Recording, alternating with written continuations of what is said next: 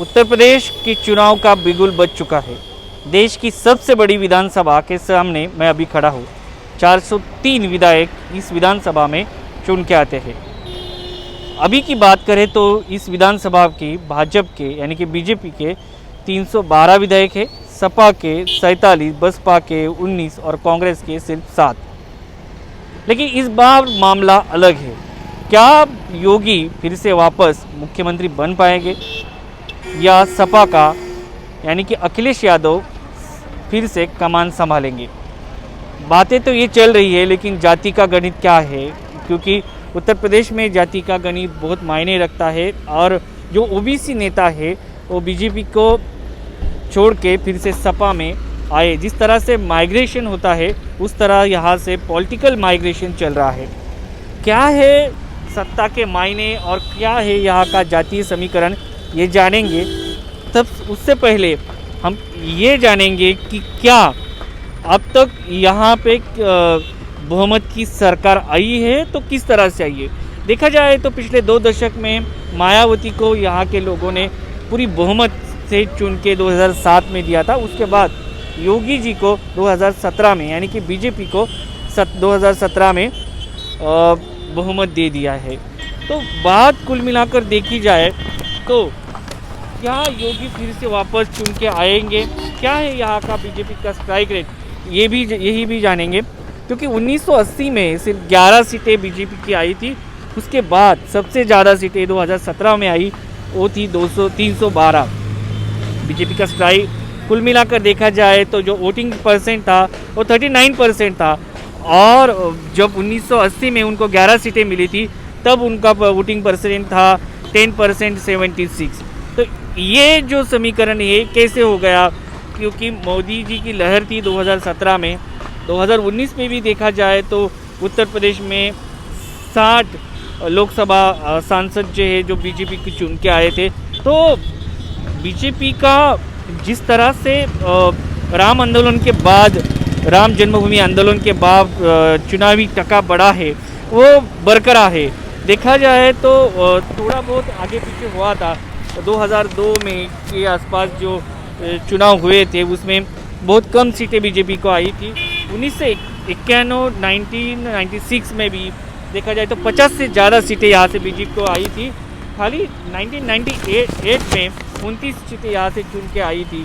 तो यही बात है कि 2012 में यहाँ से 47 सीट आने के बाद सत्ता गई थी, सपा का यहाँ पे सरकार बनी थी।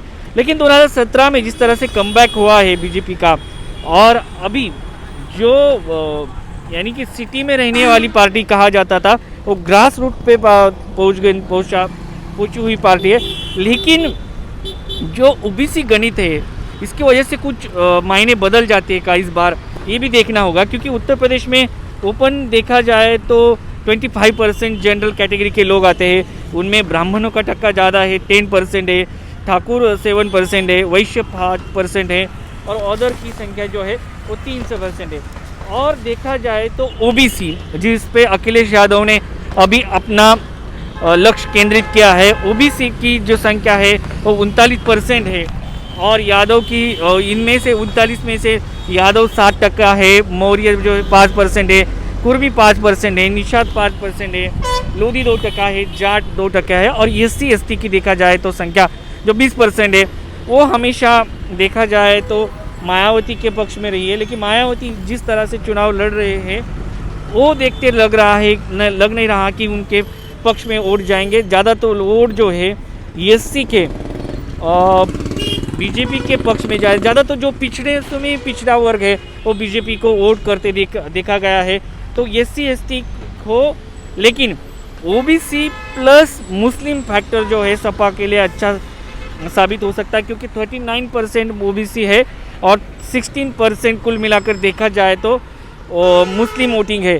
तो ये जो गणित है अगर सपा का बैठ गया तो फिर से सपा यानी कि अखिलेश यादव जी है सत्ता में आ सकते हैं। लेकिन देखा जाए तो जब लोगों से हम बात करते तो वो बोलते कि कायदा सुव्यवस्था से देखा जाए तो योगी जी फिर से आना चाहिए, फिर से गुंडाराज नहीं चाहिए, ऐसे बोलते हैं।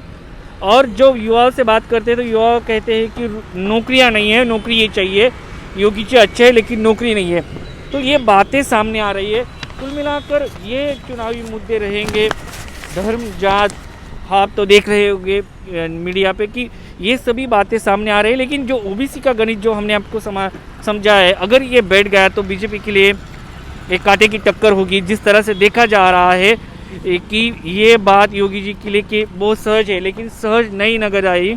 ये हिंदी हार्टलैंड है, हिंदी हार्टलैंड का जो प्रभाव है आजू बाजू के जो स्टेट है उस पर भी पड़ेगा।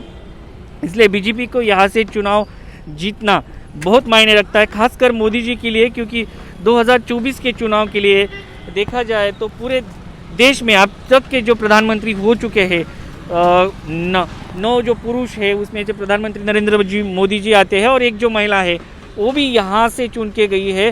कुल मिलाकर 14 से 15 जो पंतप्रधान हमारे यहाँ के हुए हैं उनमें से आप देखा जाए तो 14 पंतप्रधानों की इसमें से 9 पंतप्रधान और एक महिला पंतप्रधान जो इंदिरा गांधी थी वो यहाँ से चुन के गए हैं।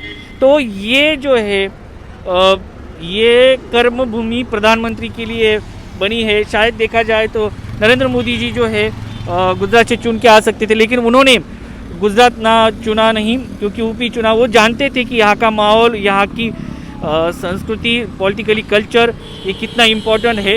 इसलिए पंडित नेहरू हो, इंदिरा जी हो या नरेंद्र मोदी जी हो, ये सब यही से चुन के गए हैं और यही वो भूमि है जहाँ से पॉलिटिकल इनिंग की शुरुआत होती है। अगाड़ी सरकार की जिस तरह से कोalition की सरकार जो होती है वो भी यहाँ से पहली बार इसका प्रयोग किया गया था। कुल मिलाकर देखा जाए तो 80 खासदार यहाँ से आते हैं, 403 आमदार है।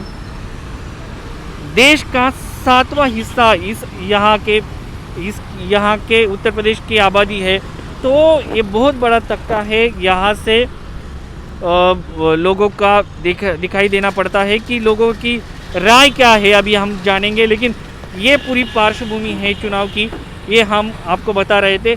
अभी भी आगे भी यूपी का चुनाव का क्या समीकरण होंगे ये हम लोगों से जानेंगे, लेकिन हमने आपको सिर्फ जो नंबर है वो बताए। आगे ये नंबर में क्या बदलाव आते हैं, लोगों की राय क्या है, इससे हमें पता चलेगा। फिलहाल हमें दीजिए इजाज़त।